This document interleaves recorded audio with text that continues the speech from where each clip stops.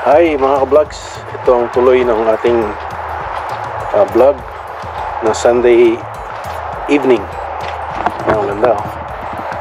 I-test drive ko lang itong Honda CR-V 2005. Yan. Ano siya, na-order ko na yung parts na wheel bearing tsaka speed sensor para sa ABS. So, yan at nakuha namin medyo madumi dito sa loob. Medyo nag-okay na siya.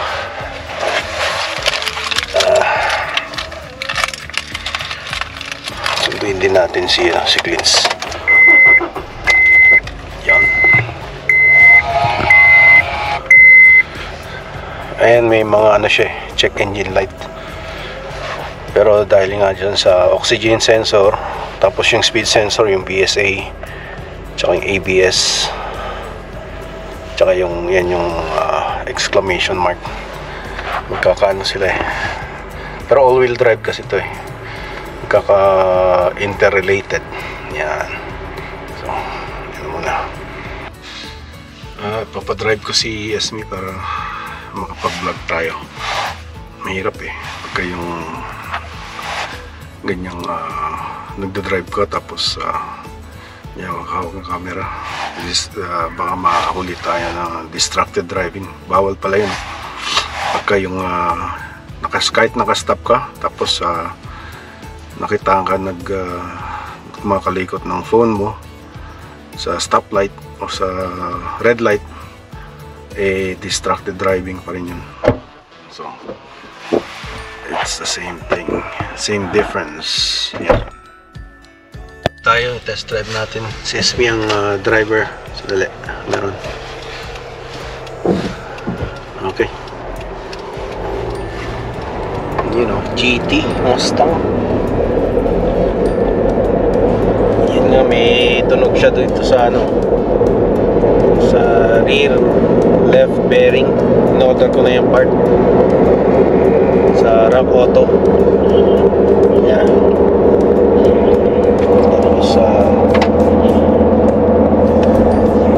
darating ata mga within 7 days hopefully, bago lumamig mapalitan para naman walang ingay po. Yan. Pero maganda yung makina. Diretso ko lang sa Prince George. Ito yung 7-Eleven na sinara dahil nga sa maraming mga undesirables na pupunta dyan. Tsaka dito maraming nag-hangout na mga kumakaway na babae na maiksi ang skirt.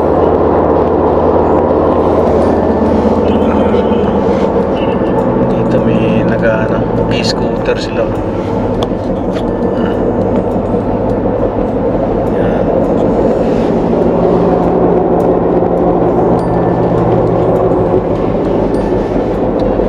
Ito sa right.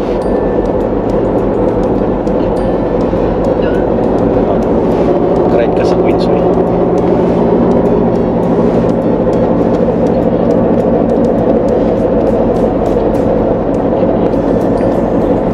Yan, naririnig niyo yung mga vlogs yung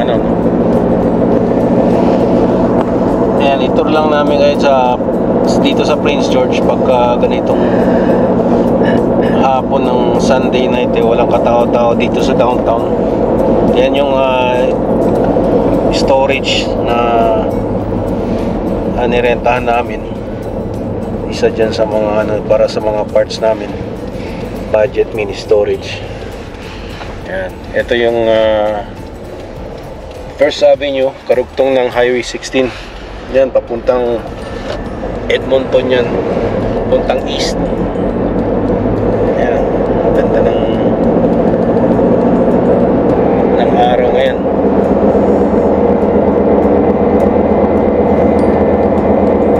Yan.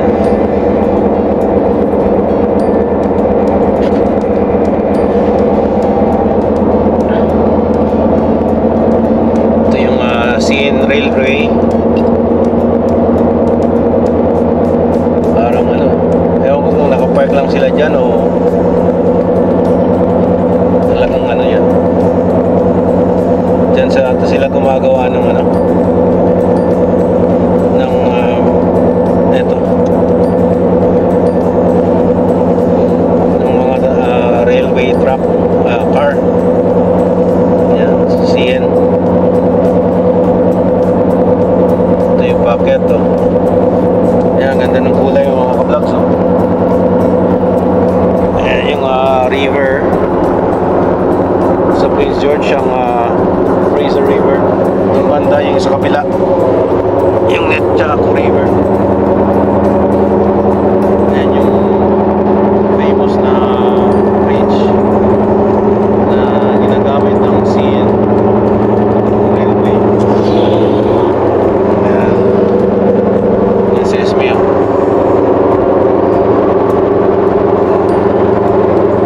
Medyo maingay, oh. Pero sana ano yan, maayos.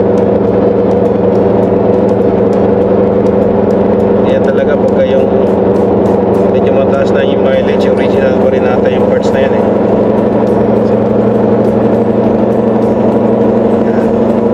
Bumalik kulay brown, parang Doberman. Yan tayo. Right.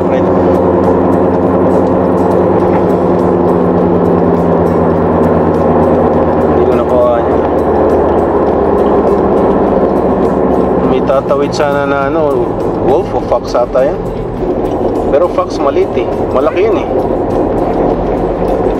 Parang wolf na kulay brown.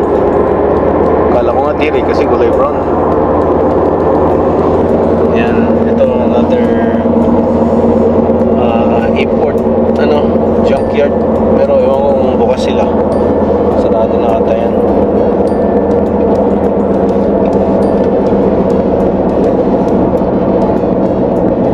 Ayan. Dito minsan marami din tumatawid na pier dito, eh. Ito gagawa natin ng ano rito. Dito ng mga bahay.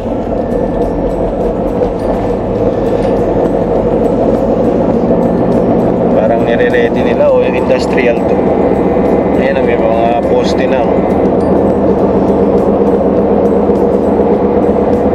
Ayan, oh. Ganda ng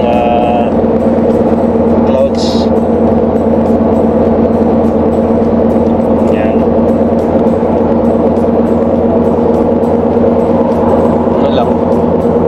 Pasyal lang, mga ano, traktor lalaki,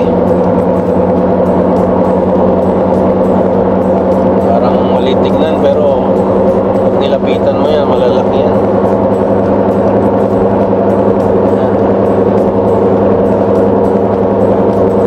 Here's the light.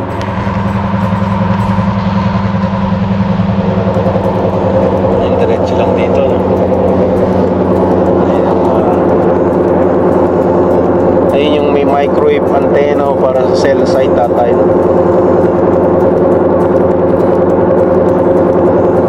Ayun, malawak pang ano, ang mga lupa dito sa Canada. Marami pang pwedeng paglagyan ng mga bahay, infrastructure.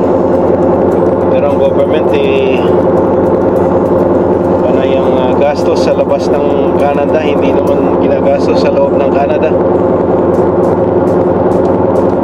Infrastructure ng Canada, yung mga federal highway, madaming aksidente. Sabi nila lalagyan ng mga roundabout, pero mga stop sign lang, yung mga major mishap o accident na nangyayari pagka ganyan. So,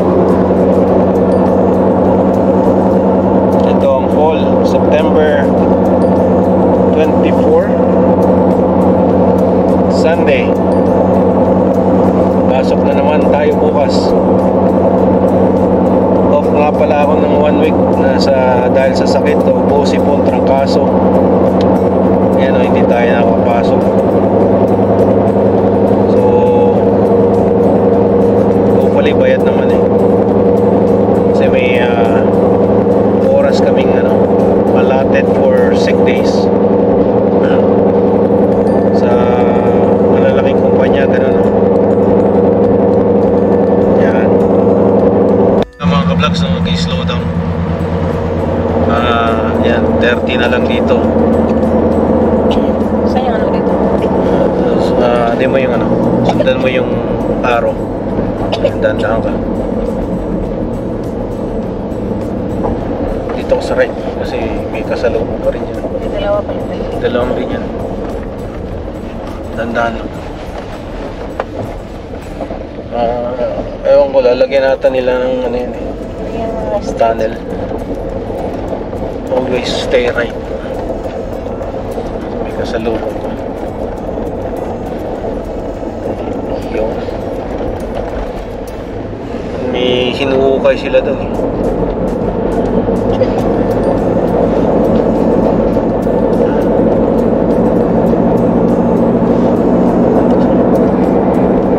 Ito mga 5 years from now siguro iba na yung itsura nito. Ang dami ng yung building yan, yung green building na yan, bago lang din yan eh, wala dati yan eh.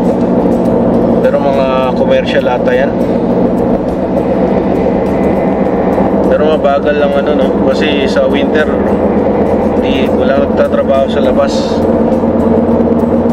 tsaka sa sobrang lamig, frostbite yung mga workers.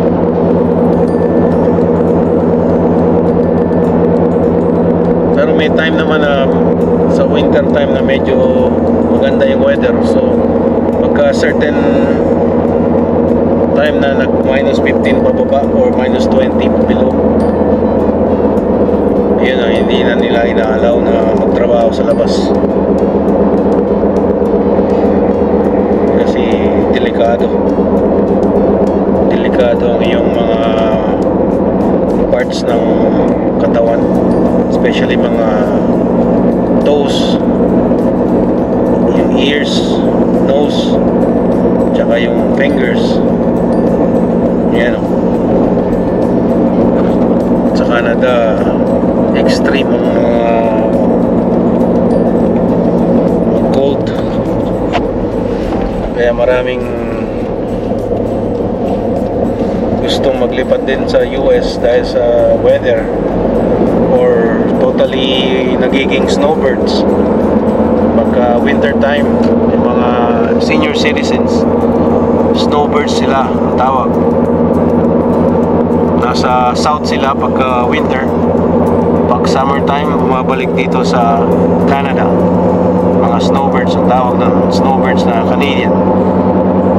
Binase din sa snowbirds na sa military airplane ng Canada, snowbirds ang tawag ng mga airplane, military airplane ng Canada.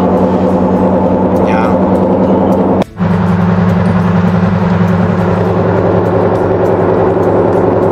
Ang daming bundok dito sa pagka nasa site sila, yung mga deer nasa site pagka winter time, kasi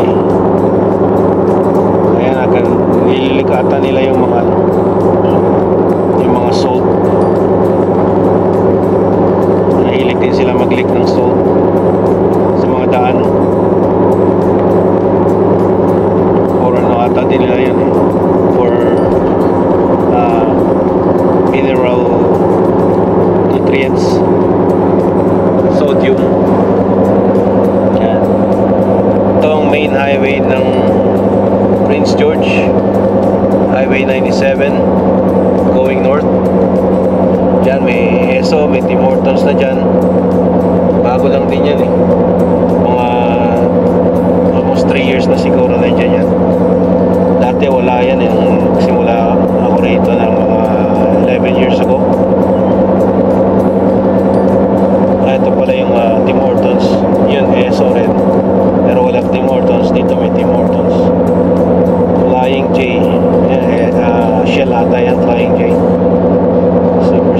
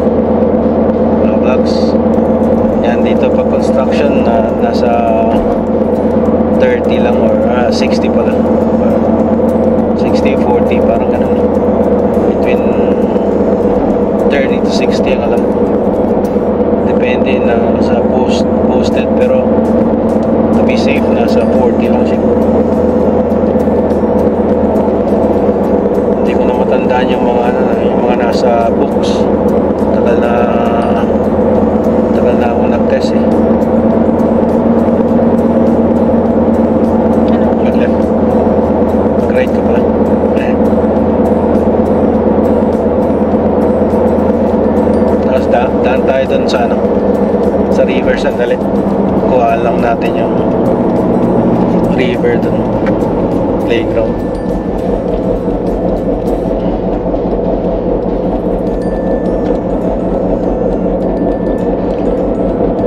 Walang problema sa makina nito, no? Parang malakas pa, tsaka yung transmission niya malakas.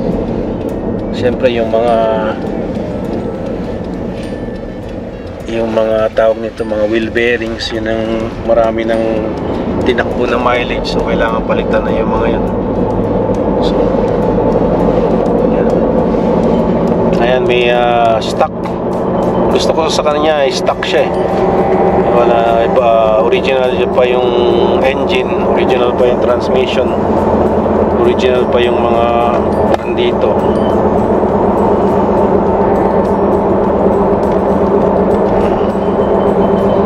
Yan. Konting linis, okay na yan. So, punta tayo sa ano, vlogs, sa river para makita nyo naman. Saan tayo mag-drive? Sa isa pa, sa pabanda sa atin. Pwede rin dyan kasi maliliko ko pa. Yan. Mga vlogs. Ito yung mga duplex na bahay, oh. Parehas, parang quadruplex yun kasi dalawang bahay magkatabi, magkaparehas ng design. Quadruplex. Ewan ko kung isa lang may-ari na, no? Baka iba-iba rin. Park ka na lang sa likod din nun. Ayun din, CRV din ata yan. CRV na first generation. Oh, ayan na, dyan na. Ford pala, Ford Escape. Dito na ako. Ayun doon ka. Sige, dyan lang. Pinutol na pala yun, oh. Pinutol o naputol? Tingnan natin. Pinutol na pala to, oh. Siguro, ewan ko bakit pinutol. Baka dahil sa para mas maganda yung view. Ayan, ang ganda ng kulay, oh, mga ka-vlogs, oh. Picturesque pag ganitong fall. Naputol ata dahil sa windstorm o pinutol, hindi ko alam eh. Ayan, oh, naputol ata. Ayan, oh, tagal na yung ano na yan eh.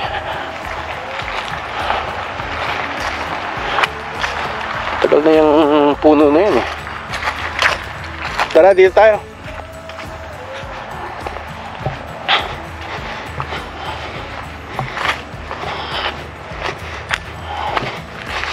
Ayan mga ka-vlogs.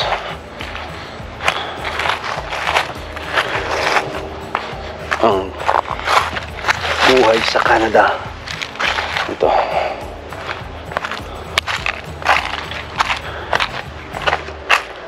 Ito pagka yung flooded hanggang dun. Minsan yung tubig pupunta ron. Nabali ata eh kasi parang wala namang lagari. Sa sobrang ano siguro, lakas ng hangin. Ayan, may mga bakas ng mga ano rito, mga vlogs, oh. Mga dogs. O, ayan. Ang river. Alam ko meron ding ano dito eh. Nag-fishing minsan.